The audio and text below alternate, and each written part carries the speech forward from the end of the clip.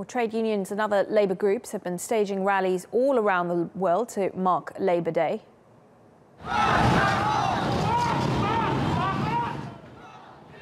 In Manila, thousands of people marched carrying banners and flags in solidarity with workers around the world.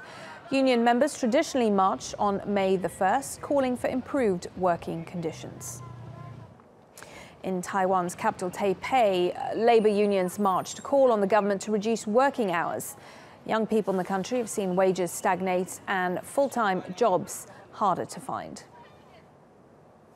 In Hong Kong, workers are pushing for the government to adopt standard working hours and bring in a universal pension scheme. They're also trying to get the same amount of public holiday given to white-collar workers, along with more maternity and paternity leave. And here in Turkey, workers across the country have been marching on the streets as well. They've been calling for a change to labour laws that would give them more rights and fairer pay. In Istanbul, at least 13 people were detained trying to hold a march in Taksim Square. TRT World's Turkey political correspondent Hassan Abdullah explains why there's a heavy police presence across the country. The main gathering here in Ankara has concluded. A few hundred people had gathered here, and to protect them, there were thousands of security personnel. There was aerial monitoring. Snipers had been put in place.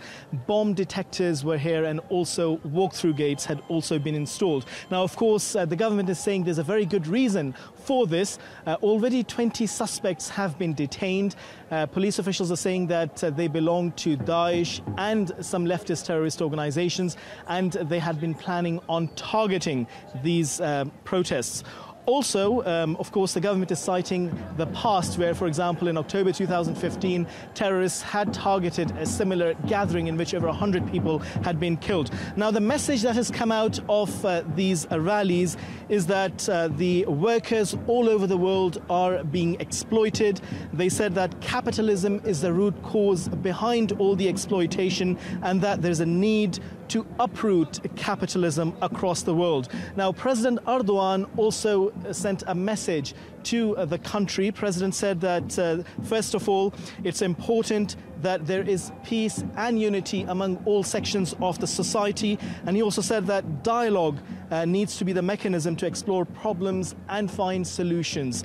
Also, the president said that all the security agencies should ensure that they take all the stringent measures to protect the citizens.